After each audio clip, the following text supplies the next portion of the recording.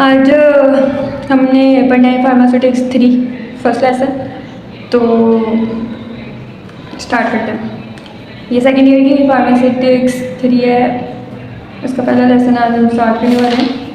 तो हम ये कंटेंट्स में देख लेते हैं। ये सारा लेआउट है। यहाँ पे ये जो इतना ना, ये बहुत ज़्यादा डिटेल्ड टॉपिक्स हैं। तो हमने ये ब्रीफ ऑफ करिकुलम फार्मास्यूटिक्स 3 यहाँ से स्टार्ट करना है, क्योंकि ये सारा सिलेबस है और ये बस उन्होंने डिटेल टॉपिक यही वाले दिए हैं। सो 107 में हम 107 पे से स्टार्ट करेंगे। यहाँ से हम पढ़ना स्टार्ट करते हैं अभी। तो स्टार्ट करते हैं हम ये लेसन।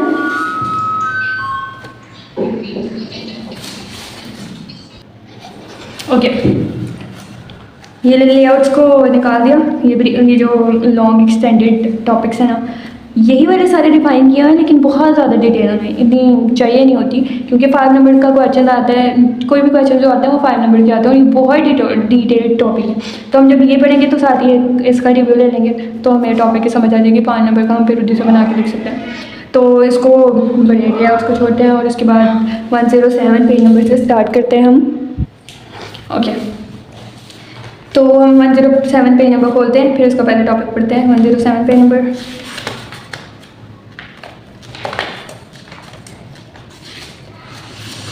ओके जी, ये देखिए यहाँ से ना ब्रीफ करिकुलम फार्मास्यूटिक्स पार्ट 3 उन्होंने लैद दिया हुआ है, क्योंकि ये शॉर्ट टॉपिक्स हैं, बहुत ईजिली हमारा कवर हो जाए। ये बहुत डिटेल्ड टॉपिक हैं और पता नहीं क्या हुआ बहुत ज़्यादा, लेकिन मज़े के हैं ये भी, क्योंकि ये सारा पार्ट 1 से हमने सीखा हुआ है। सारा कुछ हैं जो न्यू टॉपिक्स हम पढ़ेंगे। तो आज स्टार्ट करते हैं हम hospital and pharmacy. Hospital and pharmacy. The hospital is a healthcare unit which incorporates a combination of specialized scientific equipments and functioning through trained and certified healthcare professionals working as a team for the common purpose of providing medical service to the population. Hospital pharmacy एक health care unit है, मतलब एक unit है जिसमें specialised scientific equipments like जो मशीनें होती हैं वो चलाई जाती हैं थ्रू हेल्थ केयर प्रोफेशनल्स जो सर्टिफाइड होते हैं, जिन्होंने अच्छा खासा उस पर काम किया है, उसको सीखा है। सर्टिफाइड हेल्थ केयर प्रोफेशनल्स के थ्रू वो साइंटिफिक इक्विपमेंट्स फंक्शनिंग होती है उनकी, और एक टीम बनी होती है जिसके थ्रू एक कॉमन पर्पस परफॉर्म किया जाता है। और वो परफॉर्म जो किया जाता है पर्पस वो ये होता है कि वहाँ की पॉपुलेशन को मेडिकल सर्विस दी जाए, उनका इलाज किया जाए थ्रू दोज मशीन्स। तो हॉस्पिटल फार्मेसी में ये कुछ होता है कि सर्टिफाइड हेल्थ केयर प्रोफेशनल्स के through highly specialised scientific equipments को यूज़ किया जाता है। किस पर्पस के लिए? वहाँ की जो पॉपुलेशन होती है लाइक ह्यूमन बींग्स जो हैं उनको मेडिकल सर्विस देने के लिए। और मेडिकल सर्विस में आ जाता है उनका ट्रीटमेंट, डायग्नोसिस, इम्यूनाइजेशन, मतलब उनका बीमारी को चेक करना है आपने, फिर उसको ट्रीट करना है और उनके सारे प्रोसीजर के थ्रू उनकी जो भी ट्रीटमेंट उनका है वो करना है, और बीमारी को अच्छी तरह से प्रॉपर उसका देखभाल करके उनको सही भी करना है। उसके बाद आती है हॉस्पिटल फार्मेसी। हॉस्पिटल फार्मेसी की ऑर्डर डेफिनेशन ये ऐसा डिपार्टमेंट होता है जिसमें और सर्विस होती है हॉस्पिटल की। हॉस्पिटल में जो इसके ज़िम्मेदार होती है कि जो पेशेंट्स होते हैं ना, एम्बुलेटरी पेशेंट्स, इसके भी आगे पढ़ेंगे तब आपको समझ आएगी।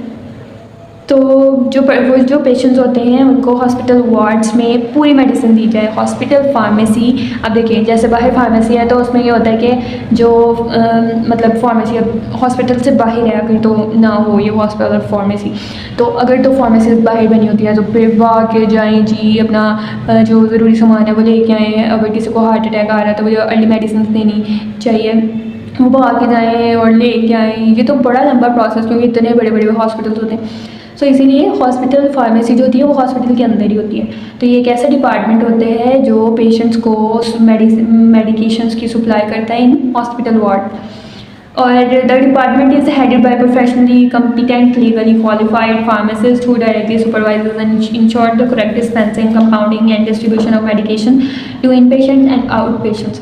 अब ये वाला जो डिपार्टमेंट होता है इसको भी चलाने वाले सुपरवाइजर्स होते हैं, और ये इसके जो हेड होते हैं और जो प्रोफेशनली कॉम्पिटेंट होते हैं उनके थ्रू ये चलाया जाता है, जैसे जो लीगली क्वालिफाइड होते हैं, मतलब जिनके पास पूरा एक परमिट है कि वो ये हॉस्पिटल चला सकते हैं, सारे रूल्स एंड रेगुलेशंस के थ्रू वो ये हॉस्पिटल्स को सुपरवाइज करते हैं। वो डायरेक्टली सुपरवाइजेज एंड इंश्योर की पूरा डिस्पेंसर, और ये इंश्योर करते हैं कि वहाँ पे अच्छी तरह से मेडिसिन आ रही हैं, जा रही हैं, मतलब डिस्ट्रीब्यूट हो रही है पेशेंट्स में, और प्रॉपर एक वे से। और ये भी बड़ा ध्यान रखना होता है कि जो मेडिसिन आ रही हैं वो अच्छी कंपनी की हैं, क्योंकि बहुत सारे अभी फार्मेसी टेक्नीशियंस में ना ड्रग लॉ है, फार्मेसी लॉ है, पॉइजन ड्रग लॉ है, और डेंजरस ड्रग एक्ट लॉ है। ये वाले सारे उसमें उन्होंने बताया हुआ है कि मतलब आप जो जैसे फार्मेसी बनाते हैं उसके लिए आपको पूरा एक सर्टिफिकेट लेना पड़ता है, एक पूरी लाइसेंस लेना पड़ता है, और तभी आप फार्मेसी खोल सकते हैं। और फिर उसके बाद जो भी ड्रग रखना है उसका ड्रग रखना है, आपने बेचना है, ड्रग बनाना है, तभी आपको लाइसेंस चाहिए, रखना है तभी आपको लाइसेंस चाहिए, बेचना है तभी आपको लाइसेंस चाहिए, बिकॉज ये बहुत एक क्रिटिकल फील्ड है। मतलब एक मेडिसिन एक इंसान के अंदर जा रही है, उसकी ज़िंदगी का मामला है, वो बहुत इंपॉर्टेंट है ये फील्ड। तो आजकल इसकी बहुत सारी कॉपीज़ भी बन गई हैं, सो उसको भी सुपरवाइज़ करना होता है इन लोगों ने, ताकि पूरी अच्छी आ रही हैं मेडिसिन या नहीं, और इन एंड आउट पेशेंट्स में वो अच्छी तरह डिस्ट्रीब्यूट हो रही है कि नहीं। तो इसमें डेफिनेशन आती है, और ये डिपार्टमेंट कौन सा है, और ये डिपार्टमेंट किसके थ्रू सुपरवाइज होता है। ये 3 चीज़ें। डेफिनेशन में ही कि ये इसकी रिस्पॉन्सिबिलिटीज़ क्या हैं, इसमें हम इसको अंडरलाइन कर देते हैं, इधर डेफिनेशन लिख लेते हैं, डेफिनेशन इधर रिस्पॉन्सिबल है कि मतलब रिस्पॉन्सिबिलिटी, एक इधर लिख लेते हैं रिस्पॉन्सिबिलिटी,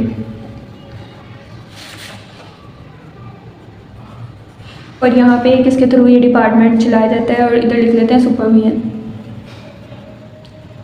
अब ये 3 चीज़ें हमने इतने पैराग्राफ में पढ़ी हैं। अब आपको ज़्यादा आसान रहेगा ये लर्न करना कि सबसे पहले डेफिनेशन याद करनी है, फिर उसकी रिस्पॉन्सिबिलिटी क्या है कि मेडिसिन सप्लाई करना है, उसके बाद सुपरविजन में क्या आता है कि सुपरवाइज कौन करता है, इसको वो वाले करते हैं जिनके पास प्रॉपर एक लाइसेंस मौजूद होता है, लीगली क्वालिफाइड होते हैं वो, और मतलब उनके पास लाइसेंस है बेचने का, रखने का, सारा कुछ।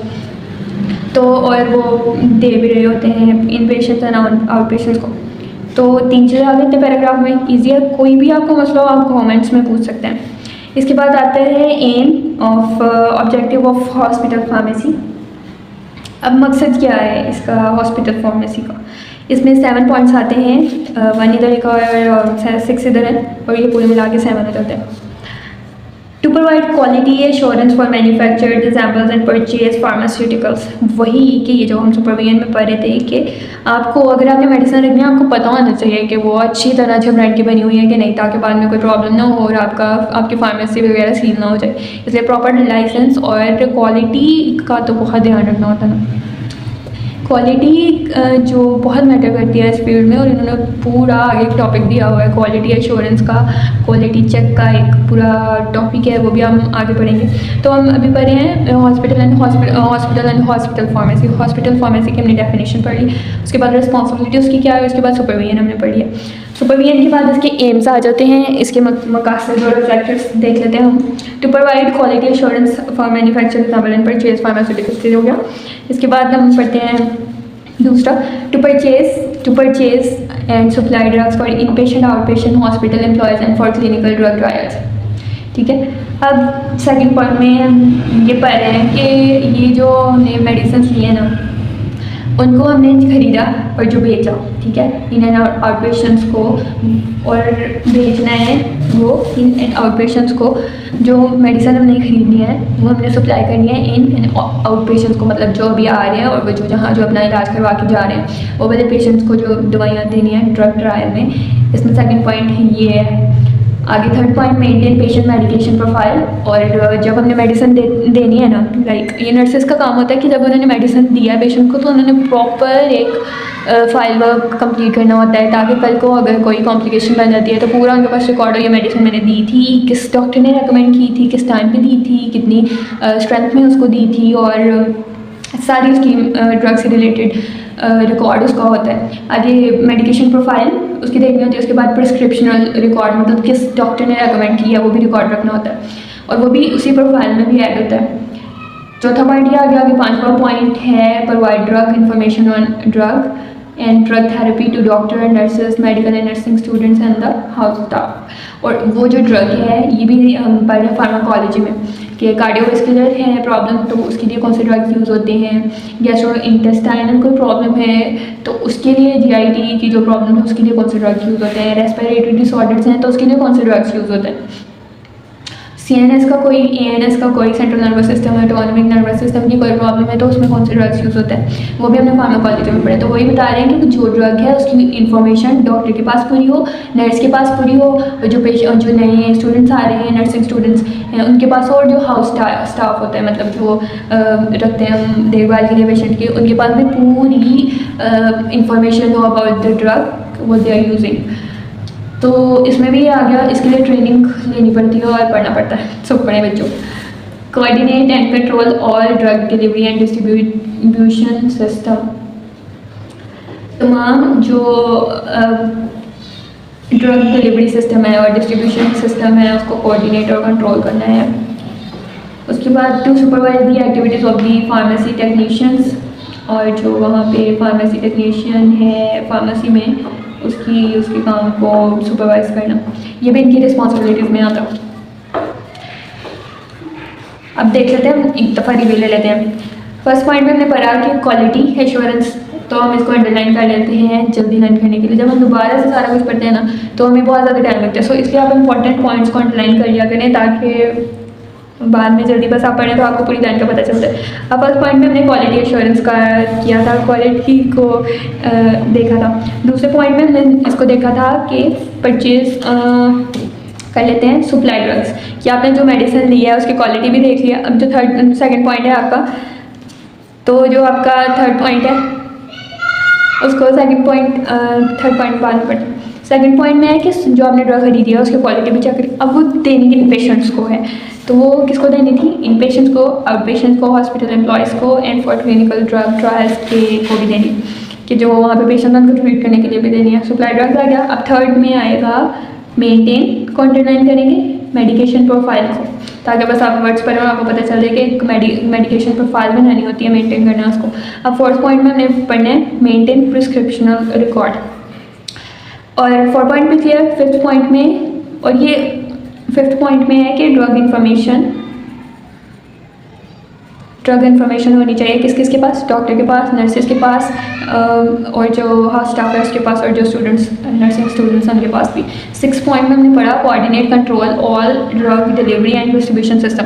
अब जहाँ पे और इनके पास ये हम किसके पढ़ रहे हैं, हम वो हॉस्पिटल फार्मेसी को सुपरवाइज, जो हॉस्पिटल फार्मेसी है उसको मकसद पढ़ रहे हैं। तो हॉस्पिटल फार्मेसी में भी देखना होता है कि कौन ड्रग ला रहा है, कौन कैसे उसकी डिस्ट्रीब्यूशन हो रही है, वो जो फार्मेसी टेक्नीशियन है उसके बाद जो हाउस स्टाफ होता है उसके थ्रू पेशेंट्स तक जा रही है, तो उस पर भी हमने कंट्रोल करते हैं हॉस्पिटल फार्मेसी में।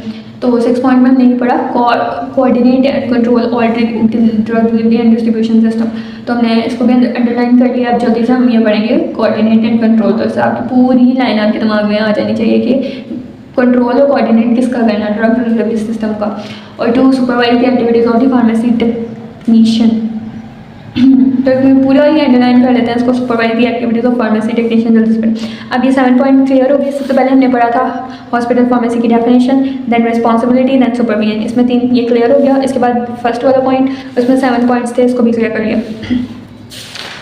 हॉस्पिटल एंड इट्स ऑर्गेनाइजेशन, ये थोड़ा लंबा टॉपिक है तो इसको कल पढ़ते हैं। इसमें आ रहे हैं क्लासिफिकेशन, जनरल हॉस्पिटल की क्लासिफिकेशन है, ये थोड़ा लंबा है, ये कल पढ़ेंगे। ओके, और आपके लिए एक और बात, आज का टॉपिक क्लियर हो गया। कोई भी आपको पॉइंट समझ ना आए आप कमेंट कर सकते हैं, और कोई भी क्वेश्चन में से पूछ सकते हैं इससे रिलेटेड।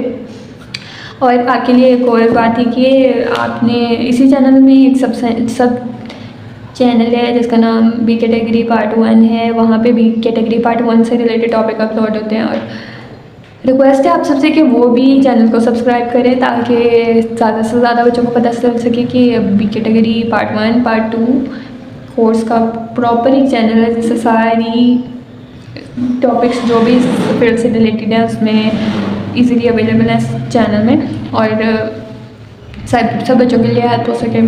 तो आपने सब्सक्राइब करना है इस चैनल को भी, और इसी चैनल में जाके भी कैटेगरी पार्ट 1 का चैनल है उसको भी सब्सक्राइब करना। Thank you.